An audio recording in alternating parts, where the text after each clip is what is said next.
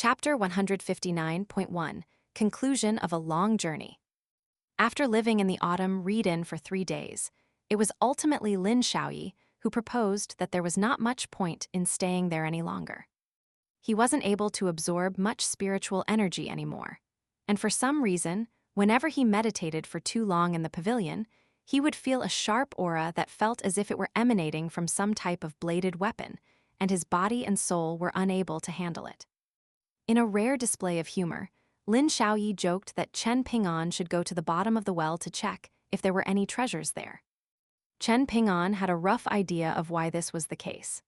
It had to have been the case that during his clash against Qi Chan, the 2 wisps of sword qi that had left his acupoint had to have harmed the fortune of this former city god temple site. Due to the fact that this was a matter that concerned the sword spirit, Chen Ping'an couldn't elaborate much on it, and he could only take a couple of extra glances at Qi Chan as they were leaving the inn. Qi Chan had originally been in quite a good mood these past few days, but he was feeling a lot more apprehensive after receiving those glances from Chen Ping'an, and he immediately began to consider which evil deed that he had committed that was leading to this retribution. As they were leaving the inn, there just so happened to be someone coming in to stay in the inn. Qi Chan paid no heed to this newcomer, but the 3 children were all surprised to find that it was the old former minister of Yellow Court Nation. As it turned out, he and his family and servants had arrived in the prefectural city as part of a sightseeing trip, and there were 3 horse-drawn carriages parked in the alley outside the inn. The old former minister was extremely happy to be seeing the 3 children again, and he was particularly glad to see that they were all wearing new clothes and new boots in the place of their straw sandals. In fact, he was so happy to see them that he insisted on accompanying them out of the city. Among his family members, the most eye-catching ones were a graceful woman dressed in simple yet elegant attire, and a dignified and imposing azure-robed man.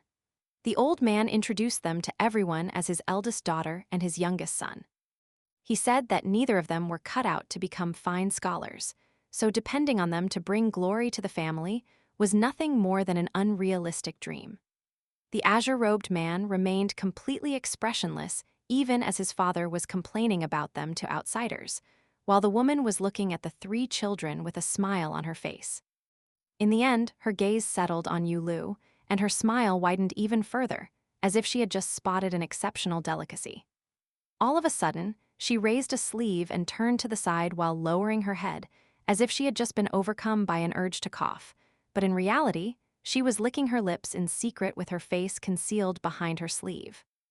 Chen Ping'an's brows furrowed slightly upon seeing this, while Yu Lu wore his usual smile as he turned to Qi Chan and asked, "When should we set off, young master?" "Right now," Qi Chan replied in an indifferent voice. "I'm afraid my body's not what it used to be," the old man chuckled. "A while back, I came down with the flu, and I have to protect myself from the elements, so I'll take the same carriage as young Master Qi. This will also be a good opportunity for me to inquire young Master Qi about the cliff engravings. You 2 can follow along behind us. If you don't want to travel out of the city on foot, then it's up to you whether you want to take a horse-drawn carriage or not." The 2 horse-drawn carriages made their way out of the flowing cloud water alley, and inside the front carriage, Qi Chan and the old man were seated across from one another with a rather heavy atmosphere in the air. The old man cupped his fist in a salute as he said, "Please forgive me for my unannounced visit, esteemed imperial preceptor." Qi Chan was stroking the jade belt around his waist as he glowered at the old man with a displeased expression, and he asked in a cold voice, "Did that little runt in your family coax you into coming here? Are you trying to test me to see if I have what it takes to kill you and your son?" Despite Qi Chan's rude words and abrasive demeanor, the old man remained friendly and amicable as he replied, "That son of mine is not very competent in anything, but he's always trying to come up with crafty little ideas." He had no idea what to do on this occasion, and that's why he turned to me in the hope that I would be able to devise some course of action for him that would allow him to best assist yourself and the great Li Empire. Surely this is anything but a challenge issued to you. If that's how you're interpreting the situation, then you've misunderstood my intentions, and you've also overestimated my son. Chan shook his head as he said, I don't care what your intentions are, all I care about is what you do and the final outcomes achieved by your actions. Seeing as that little runt broke our agreement, I'll be sure to punish him, but that's something for me to worry about. As his father, if you're unwilling to settle for what you've been given, and you want to revoke our agreement and no longer wish to serve as Mountain Master of the new academy on Cloud Drape Mountain, then we'll settle this matter over time. If you think you can beat me in the end, then you're free to give it a try. The old man's expression darkened slightly upon hearing this. Why do you feel the need to be so overbearing, esteemed imperial preceptor? My son has indeed overstepped some boundaries by doing this, but as the imperial preceptor of the Great Li Empire, shouldn't you be prioritizing the big picture above all else? Am I not at least of sufficient importance in the plans of the Great Li Empire for you to be a little more tolerant of our actions? For people like you, who are accustomed to treachery and deceit, perhaps you feel like testing me like this is a completely normal course of action. I used to be like this in the past as well, but the situation has changed since then, Chan said as his eyes narrowed slightly. My teacher has taught me that, when it comes to some matters, not even the slightest transgression can be permitted without appropriate punishment. Chan leaned forward slightly as he looked straight into the old man's eyes, and he sneered. Do you really think you have the right to be sitting in the same carriage as me? Are you not aware that your true body, that old and emaciated little flood dragon on that inkstone in the lurking dragon temple, has already fallen into my hands? Why are you doing this, esteemed imperial preceptor? The old man asked with a wry smile. We are allies. Even if some small conflicts were to arise between us, surely there's no need to threaten the foundations of one another's great Tao. The old man's wry smile then faded as a cold look appeared in his eyes. This was meant to be something that would have benefited both sides immensely. Are you not afraid that the final outcome will turn completely sour for everyone involved because of your actions? Chan looked intently into the old man's eyes, and his words became even more scathing and overbearing, but the tone of his voice had become extremely placid. It was like the calm surface of a river concealing the violent undercurrents in the depths. You have no right to be threatening me. You have to be the one to figure out what I want. Do you understand? After this, I'm going to strike that sleeping flood dragon in the inkstone using an ancient lightning ability until I've gotten rid of 300 years worth of your cultivation base. I don't even have to deal with that little runt in your family myself. In the end, you will be the one to turn on him to vent your fury. A hint of killing intent surfaced in the old man's eyes as he let loose a low roar. You're going too far, Chan. I'm going too far? Chan immediately burst into laughter. Who do you think you are? Why do you think you and your family deserve any respect from me? Take a look at yourself, then look at that little runt you call your son. How are you supposed to make anything out of yourselves? In particular, look at the founding matriarch of the Purple Sun residence outside. As soon as she saw the abundant dragon chi in Yulu, she began salivating like an idiot. Even if I elevate your incompetent family to a lofty position, do you think you'll be able to stay there? Chan wagged a finger with a derisive sneer on his face as he answered his own question. You don't have what it takes. Before the old man had a chance to reply, Chan pointed out the window as he said, Leave. Looking at you is dirtying my eyes. If I don't receive a satisfactory answer within 3 days, then I won't be giving you any response.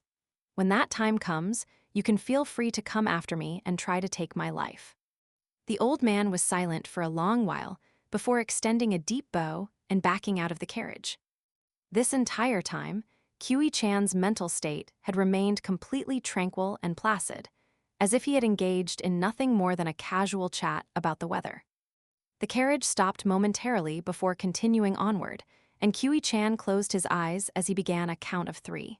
1. A gentle breeze blew through the carriage without any warning, causing Chan's white robes to ripple slightly like the surface of a gentle flowing creek. After exiting the carriage, the old man chatted amicably with the children for a brief moment, then remained by the side of the path on his own, watching as the group departed from the prefectural city. The azure-robed man and the graceful woman emerged from the horse-drawn carriage behind him with perplexed looks on their faces.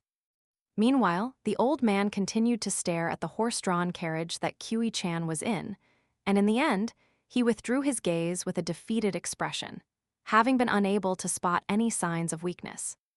The old man turned to his son and daughter with a smile as he said, "We're missing one, but this is still a family reunion of sorts, and for that, I'm very glad."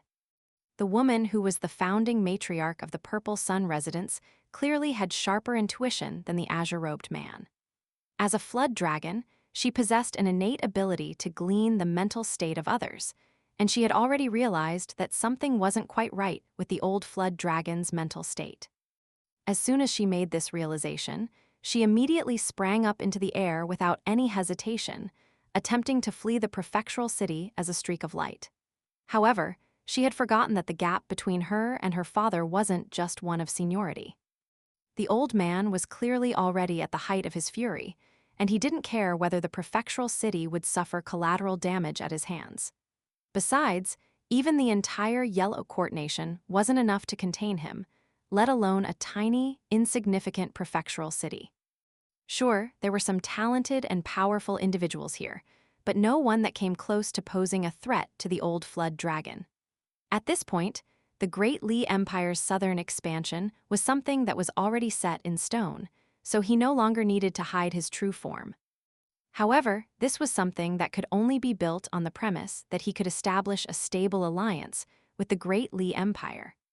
This unnecessary visit of his had achieved the complete opposite of the intended objective and irked the Great Li Empire's imperial preceptor. Ultimately, the old man could only blame himself for being too spooked. As a result, his mental state had fluctuated far too much, leading to a loss of rationality. On this occasion, he hadn't displayed any more competence than his son, the cold-food Great River God. After all, he and Kiwi Mingwang of Lakeview Academy had personally witnessed that thunder pool at the summit of the engraved cliff, as well as the old scholar who had brushed them out of the thunder pool with nothing more than a wave of his sleeve. Furthermore, a string of golden text had appeared on his palm after the event. In the Great Water Palace secret letter sent out by the azure-robed man, he had told his father about the young imperial preceptor of the Great Li Empire. He had described in detail everything that Kiwi-chan had done thus far, and he had also stated that Kiwi-chan had been completely stripped of his cultivation base. The letter hadn't actually harbored any sinister intentions at all. All the azure-robed man wanted was for his father to negotiate with Kiwi-chan to see if he could secure some more benefits for the Great Water Palace. After all, the Great Water Palace didn't dare to contend against Kiwi-chan. Even if they could somehow kill Kiwi-chan, how would that benefit them in any way? If they were to do that, then the Great Water Palace would definitely be razed to the ground during the Great Li Empire's southern expansion. "Why did you do that, father? Did my sister do something wrong?" the azure-robed man asked in a trembling voice. The old man had a wizened hand extended with its fingers curled up into claws, and he was dragging his hand downward slowly as he replied with a cold expression. "Your sister doesn't have much to do with this. The main culprit is you. Your unnecessary actions have cost me 300 years' worth of cultivation base, and there are going to be even more troubles to come, so I'm not in a very good mood. Is that enough of a reason for you?" A series of crimson flowers appeared between the old man's fingers, and they appeared quite petite and adorable, but that was far from the reality. High up in the sky, 5 massive blood gashes had been gouged into the woman's body, reducing her to an even more horrific state than a piece of pork on a chopping board, and all of the gashes ran so deep that bone was visible through them. Not only that, but she was immediately dragged back to the prefectural city, having already fled to over 1,000 feet away in the blink of an eye. However, due to the fact that all of this was unfolding high up in the sky, the residents of the prefectural city didn't notice for the most part. Aside from a few people who just so happened to have been looking up at the sky and were astonished by what they saw, the rest of the city remained completely oblivious. Finally, the woman plummeted back down onto the ground with her entire body reduced to a mangled mass of flesh and blood. She was wearing a ruined garment of a very high caliber, but it had been torn to shreds, and she was curled up into a ball on the ground, howling in pain as she desperately implored the old flood dragon to spare her. She was the almighty head of the Purple Sun residence, a godly figure to Yellow Court Nation that had hopes of reaching the 10th tier. Yet at this moment, she was rolling around in agony like a wretched dog. With a casual sweep of his sleeve, the woman was sent flying toward a shop on the side of the street, where she snapped a pillar in half before slumping to the foot of the pillar like a pile of mud. The azure-robed man's face immediately paled as he asked, "Did the Imperial Preceptor get angry? I'll admit that I was wrong for doing something unnecessary like this, but does that really warrant such an over-the-top response from him? Is he not afraid that we'll side with Great Sway Nation?" The old man looked at his panicked son for a moment, then heaved a forlorn sigh before departing without administering any physical punishment, seemingly too disappointed in him to even bother trying to admonish him. The azure-robed man rushed over to pick up his sister, who was on the brink of death, then returned to the horse-drawn carriage. The coach driver was the river guardian under the great water palace, and as the azure-robed man lifted the curtain of the carriage, his back was facing the river guardian as he said in a remorseful voice, "You were right, Sway Bin. I shouldn't have been so reckless." The river guardian raised his whip and spurred the carriage back to the Autumn Reed Inn as he replied, "There's always a silver lining on every cloud, and this is no exception. Now that we know what the Imperial Preceptor is and isn't willing to tolerate, it'll be easier to deal with him in the future. Accepting a slight loss now is much better than unwittingly overstepping boundaries at some later point and incurring much more severe consequences." The azure-robed man set his sister down in the carriage, then sat down behind the river guardian as he grumbled, "A slight loss? My father lost 300 years' worth of cultivation base. Given his terrible temper, I'm going to have all hell to pay for this. Other people may be unaware of this, but you know exactly how all of my other siblings died." A faint smile appeared on the river guardian's face as he said, "It's good that they're dead, esteemed great river god. Now that there are only 3 of you left alive, all of you are indispensable. In the past, I would have had to fetch your body. In fact, perhaps I would have even had to fetch pieces of your body from different places before assembling them together, and that would have been quite a pain." If Sway Bin had been attempting to console him this entire time, the azure-robed man would have only felt more and more uneasy. He wouldn't have been able to stay in the prefectural city, and perhaps he would have even fled his great water palace to hide somewhere far away until things blew over. Hence, these scathing words from Sway Bin were actually making him feel a bit more reassured. He took a glance at the river guardian, and it was no wonder to him that he and prefectural overseer Wei Li were held in such high regard by Kui Chan. "Please don't call me esteemed great river god. I'm not used to hearing something like that from you. Over these past years, I've always treated you well, while you've never sucked up to me, and I think that's a good relationship to maintain. We've been through the hard times together, let's continue to stick together now that our fortune is turning for the better." A frustrated look then appeared on the azure-robed man's face as he grumbled, "I'd say my father hasn't read any fewer books than the Confucian sages, and his private book collection is the most impressive one in the entire Yellow Court Nation. So why is it that he still has such a foul temper?"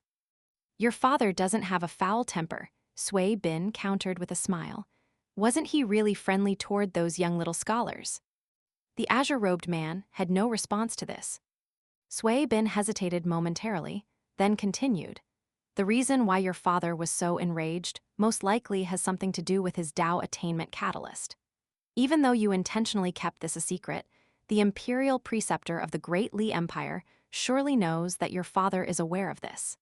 If he's able to see so far into the future, then it's certainly not out of the question that he could be doing this to get you and your father to turn on one another." The azure-robed man shuddered slightly upon hearing this, and an elderly voice suddenly rang out within the carriage. "Sway Bin, it's not necessarily a good thing that you're so smart."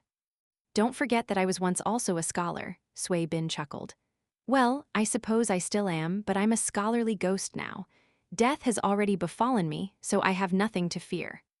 The old flood dragon that had suddenly appeared in the carriage smiled as he said, "I can rest assured with you providing counsel to this useless son of mine." Meanwhile, the azure-robed man was feeling rather uneasy. In the past, Perhaps his father had looked down on the lowly river guardian that was Sui Bin, or perhaps he didn't need anyone else as he was keeping a low profile. However, now that he was about to begin carving out an empire for himself, he was going to require capable subordinates, and the azure-robed man couldn't help but be concerned that Sui Bin would defect to his father's side. Sui Bin seemed to have gleaned his thoughts, and a faint smile appeared on his face as he said, "Rest assured, I won't betray you. Even though I've become a ghost, I've still retained some degree of integrity and resolve."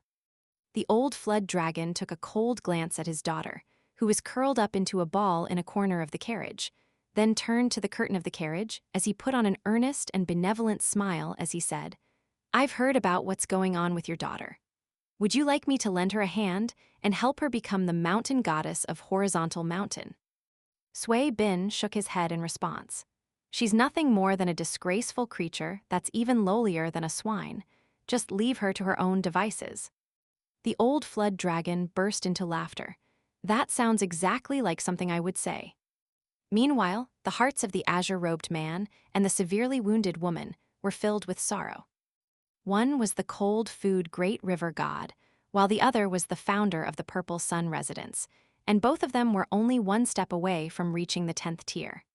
In their respective territories, they were worshipped as gods and revered even above mortal emperors. Yet in the presence of their father, they were truly just disgraceful creatures even lowlier than swine.